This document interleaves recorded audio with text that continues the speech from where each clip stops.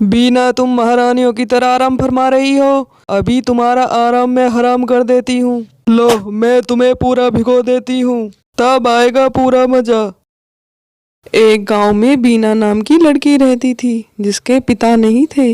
माँ थी, वो भी सौतेली। सौतेली माँ इतनी बुरी थी, उसका तो जीना मुश्किल करके रखा था। पूरे दिन उसे नौकर बनाकर रखती और फिर गैया चराने भेज देती थी। बीना रोज की तरह सारा काम कर कर अपनी माँ से कहती है, माँ, मैंने सारा घर का काम कर दिया है, मैं अब गैया चराने जा रही हूँ। आपका और बहन रीमा का खाना मैंने बनाकर रख दिया है, खा लेना। अरे वो तो ठीक है कलमुही, शाम को वक्त से घर आ जाना और गैयों को अच्छे से पेट भर कर लाना। और गैयों ने थोड़ा दूध दिया तो तुम्हारी खैर नहीं। और हाँ, ये पोटली में क्या दबा रखा है? क्या ले जा रही हो इसमें? कुछ नहीं माँ, वो तो रोटी रखी थी, मुझे दोपहर में भूख लगती है। काम की ना काज की, दुश्मन अनाज की। लेकर चली हो गरम गरम रोटियां। रीमा की रात की बासी रोटी पड़ी हुई है, उन्हें ले जाओ, वो किस काम आएंगी।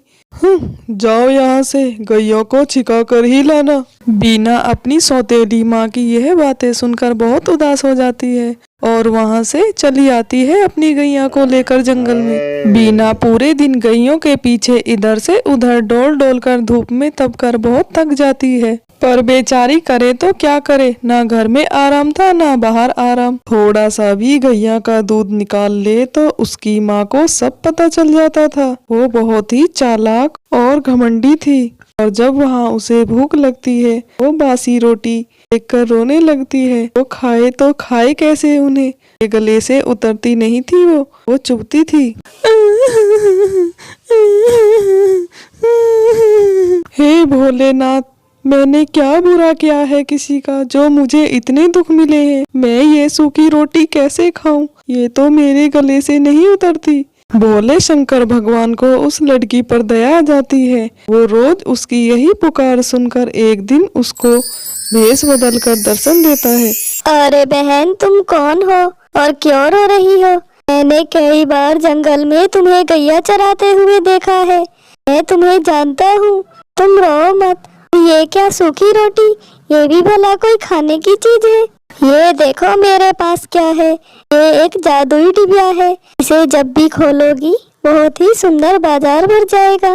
जो तुम्हारा मन चाहे वो खाना, और हाँ, इसे बिल्कुल अकेले में खोलना, किसी को बताना मत इसके बारे में। अच्छा तो बहन, मैं चलता हूँ, तुम आराम से बाजार में अपना ध्यान लगाओ, तुम्हारी गैया को मैं देख लूंगा। भोले शंकर वहाँ से चले जाते हैं। तभी बीना सोच में पड़ जाती है, ये कौन था और ये भी बेचारा मेरी तरह लाचार लग रहा था। बहुत ही गरीब था, कपड़ों से ही लग रहा था, पर मेरा मन बहलाने के लिए देखो क्या देकर गया है।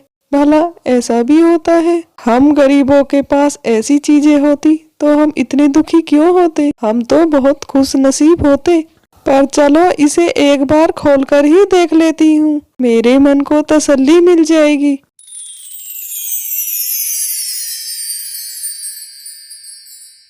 बीना के डिब्बी खोलते ही बाजार भर गया। चारों तरफ अच्छी अच्छी चीजें, किसी भी चीज की कमी नहीं थी। वो चौंक गई ऐसा जादू देखकर।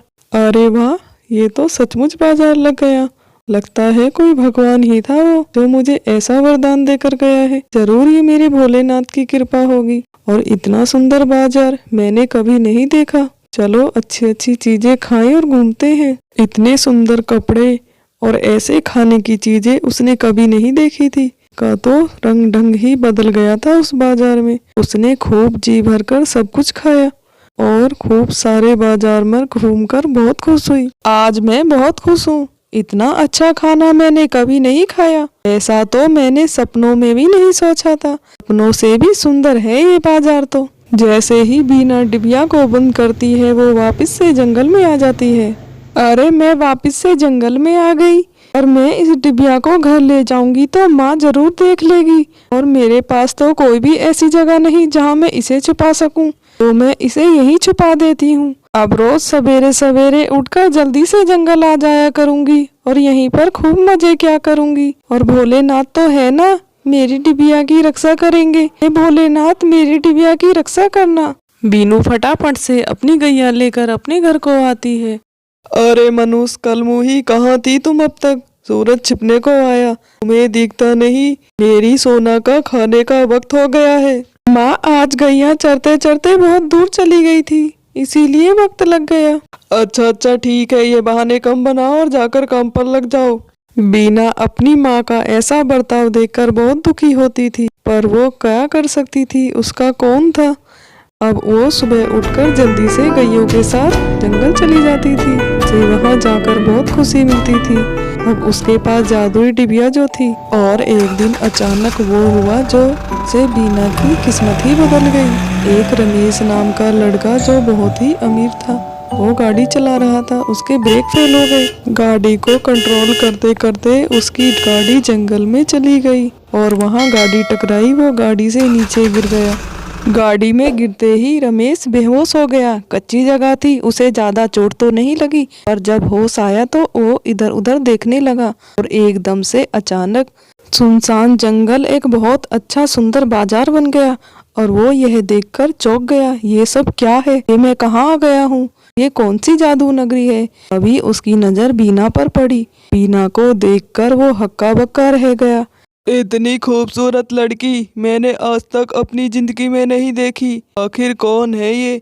लगता है आसमान से अप्सरा उतर आई है। हे भोलेनाथ, मेरी तो बस शादी करा दो इससे, मुझे और कुछ नहीं चाहिए।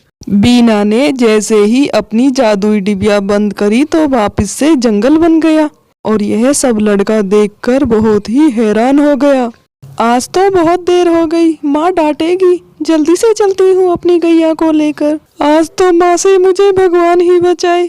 और बीना वहाँ से आ जाती है। तभी महेश, कौन है ये लड़की? और इसके पास तो जादुई डिबिया भी है, इतनी सुंदर।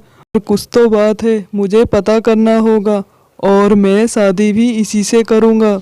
और एक दिन महेश ऐसे ही उसकी पूछताछ करते करते उसके घर पहुंच गया। उसकी माँ से पूछने लगा, बीना कौन है और वो कैसी लड़की है? मैं उसी से शादी करूंगा। बीना की सौतेली माँ को कहाँ उसकी खुशी बर्दाश्त थी। अरे बेटा, तुम भले घर के दिखते हो। बीना तो बहुत ही मक्कार और बदचलन लड़की है। वो मेरी सौतेली बेटी है। अगर मेरी सगी बेटी होती तो मैं उसे कब का मार देती। यह सोचकर महेश सोच में पड़ जाता है, क्या बीना सचमुच ऐसी है?